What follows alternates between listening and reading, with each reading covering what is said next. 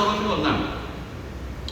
അദ്ദേഹം പറഞ്ഞു, എനിക്ക് നല്ല ജോലിയും നല്ല ശമ്പളവും ഉണ്ട്. പക്ഷേ നല്ല ജോലിയും നല്ല ശമ്പളം ഉണ്ടെങ്കിലും എനിക്ക് പൈസ തികയുന്നില്ല, വലിയ ദാരിദ്ര്യവും പ്രശ്നമാണ്. അപ്പം എനിക്ക് എത്രയാണ്? ആഴ്ചയിൽ 10 ദിർഹം കിട്ടും. ആഴ്ചയിൽ 10 ദിർഹം, നല്ല ശമ്പളമാണ്. അപ്പൊ ആഴ്ചയിൽ 10 ദിർഹം വെച്ച് എനിക്ക് കിട്ടുമെന്ന് പറഞ്ഞപ്പോ അബൂ ഹനീഫ ഇമാം ഇതൊന്നും തികയുന്നില്ല എന്ന് പറഞ്ഞപ്പോൾ അദ്ദേഹം ഞാൻ പരിഹാരം പറഞ്ഞുതരാം. എന്താ പരിഹാരം? നീ നിന്റെ മുതലാളിയുടെ ചെന്നിട്ട് നീ പറയണം, ആഴ്ചയിൽ 10 ദിർഹമല്ലേ നിനക്ക് കിട്ടുന്ന ശമ്പളം, നീ എനിക്ക് അടുത്ത ആഴ്ച 10 ദിർഹം വേണ്ട, 9 ദിർഹം മതി എന്ന് പറയണം. ജോലി ഒന്നും കുറക്കണ്ട, ജോലി തന്നെ ശമ്പളം കുറച്ച് തരാൻ വേണ്ടി പറഞ്ഞു. 10 ദിർഹം കിട്ടിയിട്ട് തികയാത്ത ആൾക്ക് പരിഹാരം പറഞ്ഞു കൊടുക്കുന്നതാണ് 1 ദിർഹം കുറക്കാൻ. ഇയാൾക്ക് ദേഷ്യം പിടിച്ചെങ്കിലും കൂട്ടുകാരൻ പറഞ്ഞു, ഇമാമ് പറഞ്ഞല്ലേ, മഹാൻ പറഞ്ഞല്ലേ, നീ ചെയ്തു നോക്കുന്നു. അങ്ങനെ മുതലാളിയോട് പറഞ്ഞു. മുതലാളിക്ക് വളരെ സന്തോഷം, കാരണം 10 കൊടുക്കണ്ടല്ലോ, ലോൺ കൊടുക്കാൻ പറ്റില്ല. ഒരാഴ്ച കഴിഞ്ഞു, ഒരു മാറ്റമില്ല, ഈ പ്രശ്നങ്ങൾക്ക് ഒരു പരിഹാരമില്ല. അപ്പൊ കൂട്ടുകാരുടെ അടുത്തൊന്നും ചീത്തയും പഴക്കമൊക്കെ പറഞ്ഞു. നിന്റെ ഉസ്താദ് ഇങ്ങനെ പറഞ്ഞു, ഞാൻ എന്നിട്ട് എനിക്കൊരു ഗുണമില്ലാന്ന് പറഞ്ഞു. എന്നാൽ നമുക്ക് എന്തായാലും ഒന്നോടെ പറഞ്ഞു നോക്കാം. അതിന് ഒന്നോടെ പറഞ്ഞപ്പോൾ ഇമാം അവർ പറഞ്ഞു, ഒരു പണി നിങ്ങൾക്ക് മാറ്റം വന്നില്ല, എന്നാൽ പണി അടുത്ത ആഴ്ച മുതൽ എനിക്ക് 8 ദിർഹം മതി എന്ന് പറയാൻ, ഒന്നുകൂടി കുറക്കാൻ പറഞ്ഞു. ഇയാൾക്ക് പിന്നെ ദേഷ്യം വന്നെങ്കിൽ ഇമാമ് പറഞ്ഞതല്ലേ എന്നുള്ള കൂട്ടുകാരന്റെ നിർബന്ധത്തിന് വഴങ്ങി അദ്ദേഹം വീണ്ടും അത് പാലിച്ചു. മുതലായിട്ട് പറഞ്ഞു, മുതലാളിക്ക് സന്തോഷം, 8 ആയിട്ടോ. എന്നിട്ടും എന്തില്ല, ഒരു കരകയറ്റില്ല, അയാൾ ഉദ്ദേശിക്കും പോലെ ഒരു ഉഷാറില്ല. പിന്നെയും വന്ന് പറഞ്ഞപ്പോൾ ഇമാം പറഞ്ഞു, 3ാമത്തെ പ്രാവശ്യം ഇമാം അതിന് പണി ചെയ്യുന്ന, നീ 7 പറഞ്ഞു. കൂട്ടാൻ അപ്പോഴും പറയണ്ട, 11, 12, 15 പറയണ്ട, കൂട്ടാൻ പറയണ്ട, 7 പറഞ്ഞ് അങ്ങനെ പോയി പറഞ്ഞതിന് ശേഷം ഈ കൂട്ടുകാരനെ ഇയാളെ കണ്ടിട്ടില്ല. പിന്നെ ഇയാൾ വന്നിട്ടില്ല, കണ്ടിട്ടില്ല. അപ്പൊ കൂട്ടുകാരൻ വിചാരിച്ചു, ഇനിയിപ്പോ ഇവിടെ വന്നിട്ട് 6 കണക്കായി വേദം ഇങ്ങോട്ട് വരാതിരിക്കലാണെന്ന് മനസ്സിലാക്കിയിട്ട് അയാളുടെ പണിക്ക് പോയിട്ടുണ്ടോ എന്ന് ചോദിച്ചു. കൂട്ടുകാരൻ ശിഷ്യൻ അന്വേഷിച്ചു പോയില്ല, ഇയാളെ പിന്നെ കണ്ടില്ല. 1 വർഷം കഴിഞ്ഞപ്പോ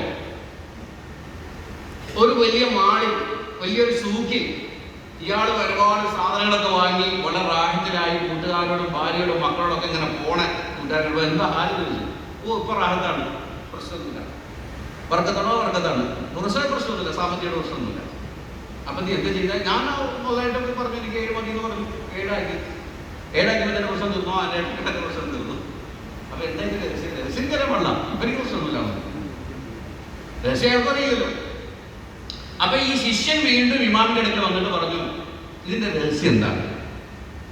ഇത് രഹസ്യം അറിയണല്ലോ, കാരണം 10 ആയിപ്പോ വർക്കത്തില്ല, 9 ആയിപ്പോ വർക്കത്തില്ല, 7 ആയിപ്പോ 8 ആയിപ്പോ വർക്കത്തില്ല. ഈ 7 ആയി കഴിഞ്ഞപ്പോ എന്താണ് വർക്കത്ത് എന്നുള്ള രഹസ്യം എന്താണ് എന്ന് ഇമാം അവർകളോട് ഈ ശിഷ്യൻ വന്ന് കൂട്ടുകാരന് വേണ്ടി ചോദിച്ചപ്പോ മഹാനായ സയ്യിദുന അബൂൽ ഹനീഫ ഇമാം റഹിമഹുല്ലാഹ് ആ കൂട്ടുകാരൻ ശിഷ്യനോട് മറുപടി പറഞ്ഞു, വേറൊന്നുമല്ല, ഞാൻ ഈ ചങ്ങാതിനെ എന്റെ കൂട്ടുകാരനെ കണ്ടപ്പോ വർക്കത്ത് കേടാന്ന് മനസ്സിലായില്ല. എനിക്ക് ശമ്പളമുണ്ട്, ജോലിയുണ്ട്, വർക്കത്തില്ല. ഉള്ളതിന് വർക്കത്തില്ലെങ്കിൽ പിന്നെ ഗുണമില്ലല്ലോ, എത്ര ഉണ്ടായിട്ടും വർക്കത്തിലേക്ക് ഗുണമില്ലല്ലോ. അപ്പൊ ഞാൻ ഇയാളൊന്ന് നോക്കി കഴിഞ്ഞപ്പോ മുഅ്മിനിന് ഫറാസത്തുണ്ടല്ലോ, മുഖലക്ഷണം. ആ മുഖലക്ഷണം അത് ഇയാളൊരു ഫാസിക്കായ ഒരാളൊന്നും അല്ല. ഇയാൾ നിസ്കാരം, നോമ്പും കാര്യങ്ങളൊക്കെ ഉള്ള ആൾ തന്നെ. അല്ലെങ്കിൽ വർക്കത്തിലേട് ഉണ്ടാകാൻ ഇടയാക്കുന്ന ചില പ്രത്യേകമായ കുടുംബബന്ധം മുറിക്കുക, അതുപോലെ തന്നെ മാതാപിതാക്കളോട് പിണങ്ങുക പോലെയുള്ള ജീവിതത്തിലെ ബർക്കത്ത് എടുത്തു കളയുന്ന കുറെ കാര്യങ്ങളുണ്ടല്ലോ, ആ കാര്യങ്ങളൊന്നും ചെയ്യുന്ന ആളല്ല എന്ന് അയാളുടെ ഫറാസത്തിൽ നിന്നും അയാളുടെ മുഖലക്ഷണം ഞാൻ മനസ്സിലാക്കി. അവന് എന്തുകൊണ്ടാണ് ഇയാൾക്ക് ജോലി ഉണ്ടായിട്ടും കൂലി ഉണ്ടായിട്ടും അയാളുടെ ജീവിത പ്രയാസങ്ങളും പ്രശ്നങ്ങളും മാറാത്തത് എന്ന് ഞാൻ ചിന്തിച്ചപ്പോൾ എനിക്ക് മനസ്സിലായി, ഇയാൾക്ക് കിട്ടുന്ന പണം ഹലാലാകാൻ സാധ്യതയില്ല, ഇയാൾക്ക് കിട്ടുന്ന പണം അമിതമാകാൻ സാധ്യതയുണ്ട്, ഇയാള് വാങ്ങുന്നതിനനുസരിച്ച് ജോലി ചെയ്യുന്നില്ല എന്നുള്ളത് ഞാൻ മനസ്സിലാക്കി. അപ്പൊ ഇയാളുടെ ജോലിയുടെ അനുസരിച്ചും ഇയാളുടെ കൂലിയും ഒക്കെ ഒന്ന് ടാലാവേണ്ട ആവശ്യമുള്ളത് കൊണ്ട് ഞാൻ എന്ത് ചെയ്തു, അയാളുടെ ജോലി കൊടുക്കാൻ പറയേണ്ട ആവശ്യമില്ല, കൂട്ടാൻ പറയേണ്ട ആവശ്യമില്ലല്ലോ, അതുകൊണ്ട് ശമ്പളം കൊടുക്കാൻ പറഞ്ഞ് ഇപ്പൊ 7 ആയി കഴിഞ്ഞപ്പോ കറക്റ്റായി ഇയാൾ ചെയ്യുന്ന ജോലിയും കൂലിയും ഒക്കെ കറക്റ്റായി. അപ്പൊ അതിന് വർക്കത്തുണ്ടായതാണ് എന്നാണെന്നാണ് പറഞ്ഞത്.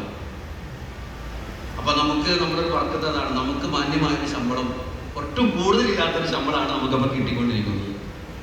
അപ്പോൾ കൂടുതൽ കിട്ടിയത് കൊണ്ട് കൂടുതൽ കിട്ടുന്ന അധ്യാപകർ നമുക്കറിയാം. നമ്മുടെ നാട്ടിൽ നമ്മുടെ ജോലി സ്ഥലത്തൊക്കെ ഒരുപാട് അധ്യാപകരുണ്ടല്ലോ, സർക്കാർ ഉദ്യോഗസ്ഥന്മാരുണ്ടല്ലോ ഇല്ലേ? അവരൊക്കെ ലക്ഷങ്ങളും 10,000ങ്ങളും 30,000 50,000 വാങ്ങുന്ന ആൾക്കാരല്ലേ?